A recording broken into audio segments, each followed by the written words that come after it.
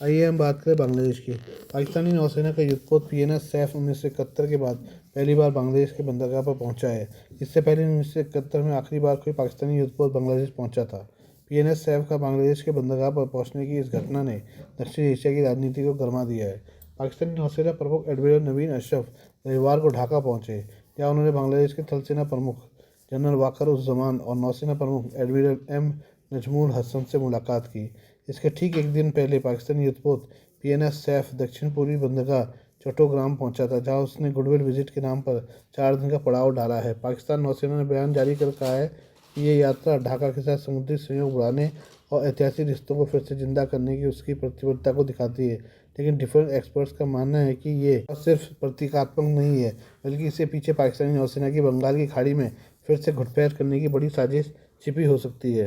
Defence experts के मुताबिक दरअसल 1971 के बाद से पाकिस्तान की नौसैनिक मौजूदगी क्षेत्र से लगभग खत्म हो चुकी थी। अब ढाका के साथ बढ़ती नज़दीकी के जरिए इस्लामाबाद शायद चट्टोग्राम या मोगला जैसे बंदरगाहों पर लॉजिस्टिक सपोर्ट या नेवल बेस सुविधा हासिल करने की कोशिश कर रहा है। इससे पाकिस्तान को हिंद महासागर के पूर्वी हिस्से में एक नया रणनीतिक ठिकाना मिल सकता है। इससे न सिर्फ भारत की नौसेना की निगरानी क्षमता को चुनौती मिलेगी, बल्कि चीन की स्ट्रिंग ऑफ पर्ल्स रणनीति के तहत एक नई कड़ी भी जोड़ी जा सकती है।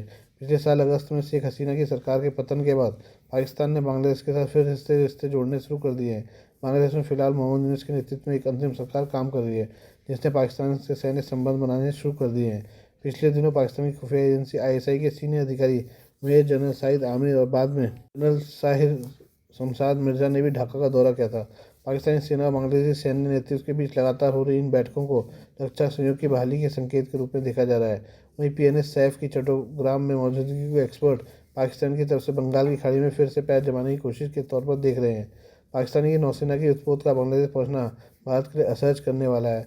ऐसा इसलिए क्योंकि बंगाल की खाड़ी न सिर्फ भारत की पूर्वी नौसैनिक कमान का क्षेत्र है, बल्कि अंडमान निकोबार द्वीप समूह के जरिए भारत के इंडो पैसिफिक रणनीति का अहम केंद्र भी है। ऐसे में अगर पाकिस्तान इस इलाके में कोई स्थायी नौसैनिक लॉजिस्टिक पॉइंट स्थापित करने में कामयाब हो जाता है, तो ये भारत की समुद्री सुरक्षा पर सीधा असर डाल सकता है।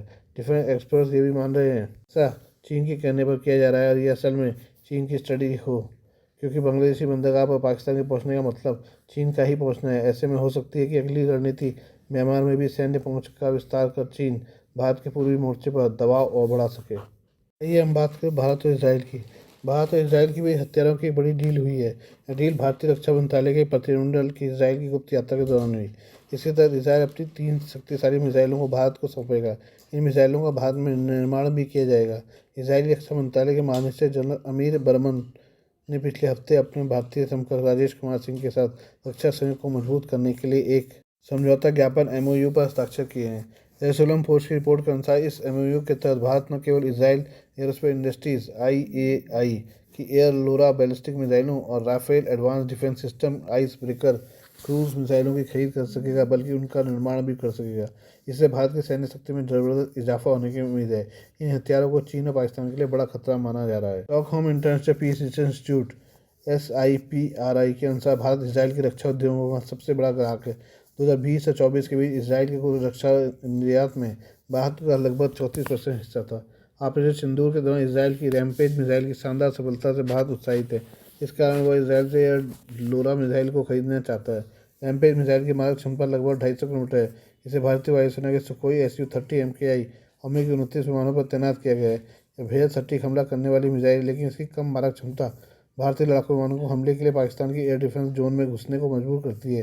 लेकिन एयर लोरा मिसाइल के आने से यह परेशानी खत्म हो जाएगी। एयर लोरा मिसाइल की मारक क्षमता 400 किलोमीटर है। यह भारतीय लड़ाकू विमानों को दूर से ही दुश्मन के सैन्य ठिकानों को निशाना बनाने में मदद करेगा। इससे न केवल भारतीय लड़ाकू विमान दुश्मनों के एयर डिफेंस सिस्टम की रेंज के बाहर रहेंगे, बल्कि उन्हें भारी नुकसान भी पहुंचा सकें। एयर लोरा मिसाइलों को खासतौर पर दुश्मन के मिसाइल साइट, सैन्य ठिकानों, एयर डिफेंस सिस्टमों को निशाना बनाने के लिए डिज़ाइन किया गया है। यह मिसाइल 1600 किलोग्राम वजनी है, सुपरसोनिक गति से उड़ती है और बिना किसी व्यवधान के सुरक्षित सैटेलाइट नेविगेशन का इस्तेमाल करती है। Air LORA missile fire and forward के सिद्धांत पर काम करती है। इसका अर्थ यह है कि एक बार लक्ष्य पर दागे जाने के बाद इसे गाइड करने की कोई आवश्यकता नहीं होती। ये मिसाइल कई तरह के विस्फोटकों को ले जा सकती है, जिन्हें आसान लक्ष्यों को बंकरों पर तैनात किया जा सकता है। अपनी 400 किलोमीटर की मारक क्षमता और 10 मीटर के भीतर की सटीकता के साथ ये भारत को किसी भी पाकिस्तानी ठिकाने पर हमला करने में सक्षम बनाएगा। साथ ही भारत ने इसराइल की आइस ब्रेकर क्रूज मिसाइल में भी रुचि दिखाई है। इस मिसाइल को जमीन और समुद्र लक्ष्यों पर लगभग 300 किलोमीटर की दूरी से हमला करने के लिए डिज़ाइन किया गया है। ये मिसाइल सभी मौसमों में प्रभावी इलेक्ट्रॉनिक युद्ध से भरे वातावरण में भी अच्छी तरह से काम कर सकती है। इसमें इंफ्रारेड आधारित नेविगेशन और मिसाइल मारने क्षमताएं हैं जो एआई के माध्यम से लक्ष्यों को प्राप्त और पहचान सकती है। आइए दूसरी खबर भी पाकिस्तान से है। पाकिस्तान ने रविवार को चेतावनी देते हुए कहा कि अगर अफगानिस्तान का तालिबान प्रशासन तहरीक तालिबान पाकिस्तान टीटीपी और बलूच लिबरेशन आर्मी बीएलए जैसे आतंकवादी संगठनों को पनाह देता है तो उन्हें समर्थन देना जारी रखता है वो उसे दुश्मन माना जाएगा।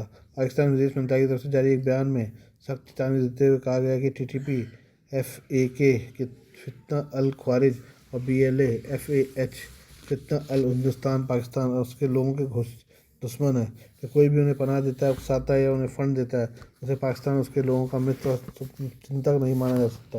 पाकिस्तान की तरफ से ये चेतावनी तुर्की और कतर की मध्यस्थता में इस्तांबुल में हुई बैठक के बाद आई है।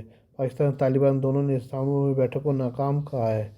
पाकिस्तान विदेश कार्यालय ने कहा कि पाकिस्तान अफगानिस्तान की धरती से उत्पन्न आतंकवाद के मूल मुद्दे पर इस्लामाबाद और काबुल के बीच मतभेदों को दूर करने में मदद लिए कतर और तुर्की दोनों भाईचारे वाले देशों के ईमानदार प्रयासों की गहरी सराहना करता है। पाकिस्तान आरोप लगाता है कि 2021 में तालिबान के सत्ता में आने के बाद से अफगानिस्तान की धरती से पाकिस्तान में होने वाले आतंकी हमलों में तेजी आई है। द ट्रिब्यून की रिपोर्ट के मुताबिक पाकिस्तानी विदेश मंत्रालय ने कहा कि पाकिस्तान ने मानवीय सहायता, व्यापारिक रियायतें और वीज़ा सुविधा देकर अच्छे संबंधों की कोशिश की, लेकिन तालिबान की ओर से खोखले वादे निष्क्रियता के सिर्फ कुछ नहीं मिला।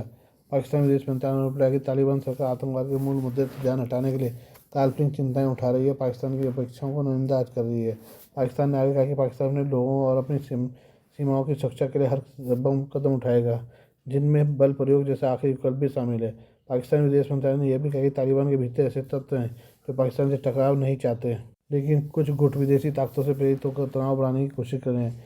मंत्रालय ने तालिबान के इस दावे को भी खारिज किया कि पाकिस्तान की अफगान नीति पर देश के भीतर मतभेद है। बयान में कहा गया कि पाकिस्तान की जनता अपने सशस्त्र बलों के साथ एकजुट है और आतंकवाद के खिलाफ संघर्ष जारी रखेगी। ये हम लाल किला ब्लास्ट की बात करें।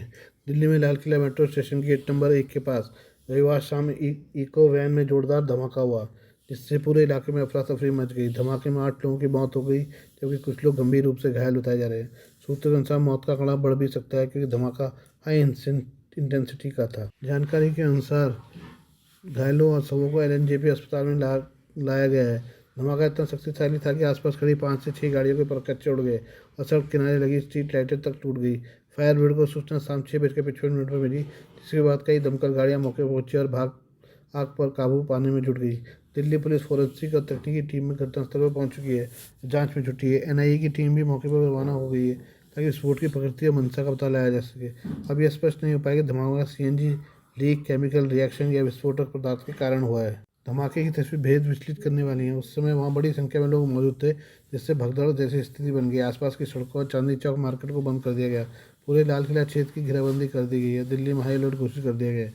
ये विस्फोट ऐसे वक्त हुआ है जब आज ही फरीदाबाद में 2900 किलो अमोनियम नाइट्रेट बरामद किया है, वही केमिकल जो अक्सर विस्फोटक बनाने में इस्तेमाल होता है। हालांकि दोनों घटनाओं को आपस में जोड़ना अभी जल्दबाजी माना जा रहा है, लेकिन इससे सुरक्षा एजेंसियों की चिंता और बढ़ा दी। Please do like, share and subscribe this channel of mine, news, views and analysis by Prakash.